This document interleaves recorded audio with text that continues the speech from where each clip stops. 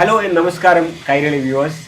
നമ്മളുടെ ഇന്ത്യൻ ഹാൻഡ്ലൂമിനെ അല്ലെങ്കിൽ കേരളത്തിലെ നമ്മുടെ ഹാൻഡ്ലൂം ഇൻഡസ്ട്രിയെ ലോക പ്ലാറ്റ്ഫോമിലേക്ക് എത്തിക്കുക എന്ന ഒരു മിഷനുമായിട്ട് ഇറങ്ങിയ രണ്ട് യങ് ഓൺടർപ്രണേഴ്സാണ് ഇന്ന് എൻ്റെ കൂടെ ജോയിൻ ചെയ്യുന്നത്.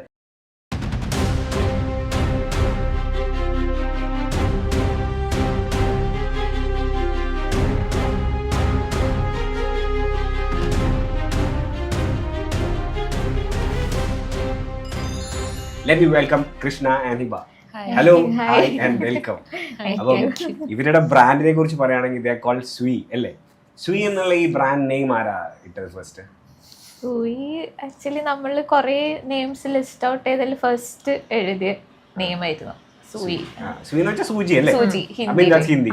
ഓക്കെ. അപ്പം പിന്നെ നമ്മൾ കുറേ ഐ തിങ്ക് 1 month കുറേ പേരെല്ലാം തപ്പി ഒന്നും കിട്ടിയിട്ടില്ല. പിന്നെ ലാസ്റ്റ് ഷോർട്ട് ലിസ്റ്റ് ചെയ്ത ഫസ്റ്റ് പിന്നെ ഇത് തന്നെ ഇടാന്നുള്ളതുകൊണ്ട് സൂയി ഫിക്സ് ചെയ്തു.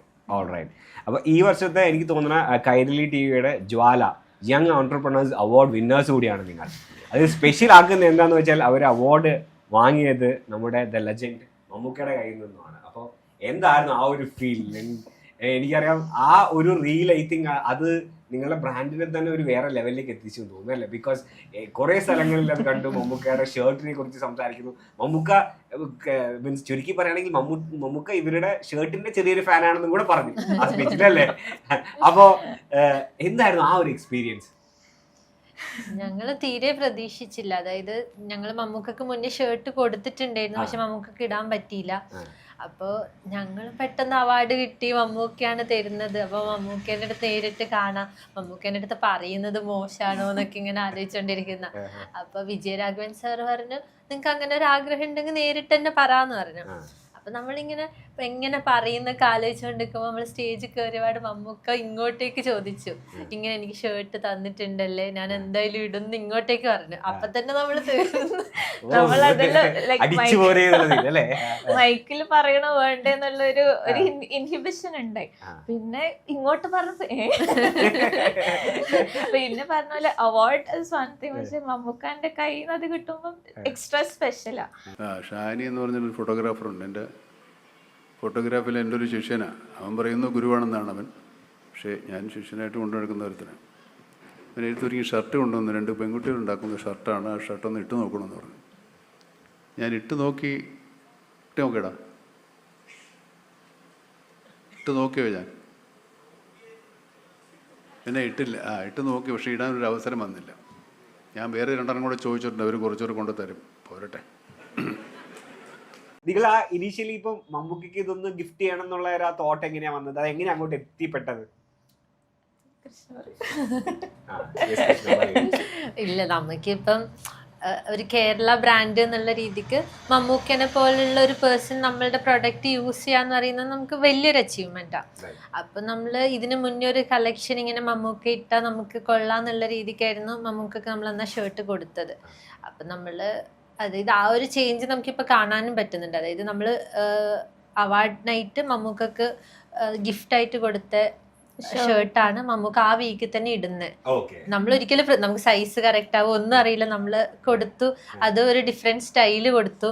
അപ്പൊ നമ്മള് മമ്മൂക്ക ഇടുമെന്നൊന്നും പ്രതീക്ഷിക്കുന്നില്ല, നമുക്ക് എന്തായാലും എന്തെങ്കിലും കൊടുക്കണം എന്ന് ഭയങ്കര ആഗ്രഹം ഉണ്ടായി. അപ്പൊ നമ്മൾ കൊടുത്തു. അപ്പോൾ ഒരു ദിവസം പെട്ടെന്ന് അത് മമ്മൂക്ക ഇട്ടിട്ട് കാണുന്നു, എല്ലാവർക്കും ആ ഷർട്ട് ഇഷ്ടപ്പെടുന്നു. അതായത് ഇപ്പൊ മമ്മൂക്ക ഇടുന്ന ഷർട്ടിന് ഫോളോവേഴ്സ് ഉണ്ടെങ്കിലും എല്ലാരും പെട്ടെന്ന് ഈ ഷർട്ടിന് എല്ലാരും ഭയങ്കര അക്സെപ്റ്റ് ചെയ്ത പോലെ തോന്നി. അപ്പൊ എല്ലാരും എൻക്വയറി ചെയ്യുന്നു. അങ്ങനെ നമ്മൾ ആക്ച്വലി ഫസ്റ്റ് കൊടുത്തത് ഷാനിഷാക്ക് ത്രൂ ഫോട്ടോഗ്രാഫർ ഷാനിഷ. അപ്പൊ ഇനീഷ്യലി ഒരു 2 ഷർട്ട്സ് ചെയ്തിട്ടുണ്ടായി. അത് ഫസ്റ്റ് ഷാനിക്ക ത്രൂ ആ കൊടുത്തത്. അപ്പം അങ്ങനെ നമ്മൾ അങ്ങോട്ടേക്കൊരു ഫസ്റ്റ് അപ്രോച്ച് ഉണ്ടായത്. പിന്നെ അതാണ് പിന്നെ നമ്മൾ സ്റ്റേജിൽ നിന്ന് അന്ന് തന്നിട്ടില്ലേന്ന് ഇങ്ങോട്ട് പറഞ്ഞു. ഷാനിക്ക അന്ന് വന്നിട്ടുണ്ടായി, ഇവന്റിന് വന്നിട്ടുണ്ടായിരുന്നു. അത് ആക്ച്വലി കിമോണോ സ്ലീവ് വരുന്നത്. അതായത് നമുക്ക് അതിനൊരു ആം ഹോൾ കട്ടില്ല, ഇറ്റ്സ് സിംഗിൾ, ഒരു ഷോൾഡർ ഇല്ല തന്നെ, ഷോൾഡർലെസ് ഒരു സിംഗിൾ കട്ടില വരുന്നത്. അതായത് ഐ തിങ്ക് ബാക്കിൽ ഒരു സ്റ്റിച്ച് അങ്ങനെ വരുന്നില്ല. അപ്പം അത് ഒരു ലൂസ് ഫിറ്റ് സ്റ്റൈലാ. അപ്പൊ ഇങ്ങനത്തെ ഒരു ഷേപ്പ് വരുന്നത്. അപ്പൊ അതില് നമ്മള് കുപ്പടം വീവ് ബോർഡറാ. ആ ബോർഡർ വെച്ചിട്ട് സ്ലീവിനും സെന്റർ പ്ലാക്കറ്റിലുമായിട്ട് ആ കുപ്പടം border plain like off white ആ കളർ വരുന്ന ഓർഗാനിക് കോട്ടൺ. അത് കാണിച്ചു തരാനുണ്ടോ എന്ന് ഞാൻ ഇവരുടെ അടുത്ത് ചോദിച്ചു. അപ്പോൾ അവർ പറഞ്ഞു അത് വെരി നെക്സ്റ്റ് മൊമെന്റ് അത് കംപ്ലീറ്റ്ലി സോൾഡ് ഔട്ട് ആണെന്നാണ് എൻ്റെ അടുത്ത് പറഞ്ഞത്. ബട്ട് ആ ഒരു വീഡിയോ ഒന്ന് ബ്ലോ അപ്പ് ആയപ്പം എന്താണ്, how did it effect business? എല്ലാം പെട്ടെന്നായിരുന്നു, എല്ലാം വളരെ പെട്ടെന്നായിരുന്നു. നമ്മള് വീഡിയോ വരുന്നു, നമ്മള് റീല് ചെയ്യുന്നതിനെക്കാട്ടിലും മുന്നിലേ നമുക്ക് ഓർഡേഴ്സ് വന്നു. എനിക്കൊന്ന് കൈരളിയുടെ റീല് അപ്പൊ തന്നെ അവരെല്ലാം ലൈവ് പോകുന്നുണ്ടായിരുന്നല്ലോ. ഇവന്റ് കഴിയുമ്പോഴേക്ക് തന്നെ കൈരളിയുടെ റീൽ ഇങ്ങനെ എല്ലാരും ഷെയർ ചെയ്യുന്നുണ്ടായിരുന്നു. എനിക്ക് തോന്നുന്നു അന്ന് ഞങ്ങളുടെ എല്ലാ സർക്കിളിൽ എല്ലാരും ഈ റീൽ തന്നെ സ്റ്റോറി ഷെയറിങ് അങ്ങനെ കിടന്ന്, അത് കഴിഞ്ഞ് നെക്സ്റ്റ് ഡേ കഴിഞ്ഞിട്ടാണ് ഞങ്ങൾ റീൽ ഇട്ടത്. അത് കഴിഞ്ഞ് പിന്നെ മമ്മൂക്ക അതിൽ പറയുന്നുണ്ടല്ലോ, ഞാൻ 2 ഷർട്ടും കൂടി ചോദിച്ചിട്ടുണ്ട് ഞാൻ ഇടുന്നൊക്കെ പറഞ്ഞു. അത് കഴിഞ്ഞ് 2 ദിവസം മമ്മൂക്ക ഇട്ടിട്ട് വരുന്നു. അപ്പൊ ഇതെല്ലാം ഇങ്ങനെ അപ്പൊ നമുക്ക് പെട്ടെന്ന് സൈറ്റില് നമുക്ക് ലൈക്ക് കൗണ്ട് സ്റ്റോക്ക് നോക്കിയിട്ട് എല്ലാം സെറ്റ് ചെയ്യേണ്ട ആ ഒരു ഇതുകൊണ്ട് തന്നെ നമ്മൾ നോക്കുന്നതിന് സ്റ്റോക്ക് ഉണ്ടോ. അപ്പൊ ഇങ്ങനെ ഓർഡേഴ്സ് വന്ന എനിക്ക് തോന്നുന്നു നമ്മൾ പിന്നെ പ്രീ ഓർഡറിലുള്ള പിന്നെ വീവ് ചെയ്യിപ്പിച്ചു പുതിയ. അപ്പൊ വീണ്ടും ചെയ്തോണ്ടിരിക്കുന്നുണ്ട് സെയിം ഫാബ്രിക്. അപ്പം അതെല്ലാം ഒന്നും പറയാനില്ല. ഈ പിള്ളേര് സാധാരണ നമ്മൾ വീട്ടിൽ ആര് പറഞ്ഞ രസമല്ലേ കേട്ടിട്ട്, നല്ല നമ്മൾ പഠിച്ചിട്ട് ജോലിക്ക് പോകാൻ പറ്റുമ്പോൾ ഞങ്ങൾ ബിസിനസ്സിന് പോവുകയാണ് എന്ന് പറഞ്ഞവർ.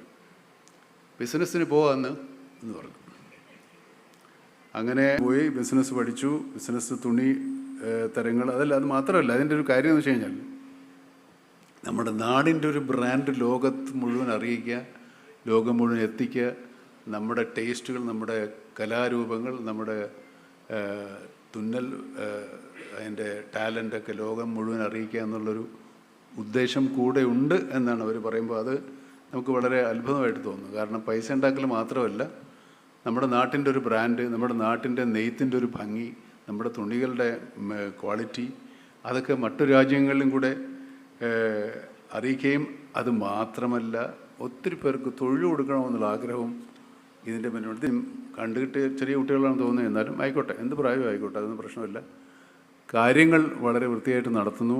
കുട്ടികൾ ഈ ആണുങ്ങളെക്കാൾ ആവേശത്തോടു കൂടി, നിശ്ചയദാർഢ്യത്തോടു കൂടി, ആത്മാർത്ഥതയോടെ ഇങ്ങനെയുള്ള സംരംഭങ്ങൾ നടക്കുമ്പോൾ ഇതുപോലുള്ള പുരസ്കാരങ്ങൾ നിങ്ങളെ തേടിയെത്തും.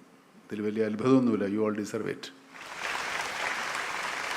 അതുപോലെ കൈത്തറി, അതിൻ്റെ മുണ്ട്, അതിൻ്റെ തുണിത്തരങ്ങൾ, ഇത് കാര്യങ്ങൾ, പിന്നെ തയ്യലൊക്കെ വേറെ ആൾക്കാരെ വെച്ചിട്ട് അത്രയും പേർക്ക് തൊഴിലാണ്. പിന്നെ നമ്മൾ എംബ്രോയിഡറി വേണമെങ്കിൽ മെഷീനിൽ ചെയ്യാം ഇപ്പോൾ, പക്ഷെ അതുമൊക്കെ ഹാൻഡ് എംബ്രോയിഡറി തന്നെയാണ് ചെയ്യുന്നത്.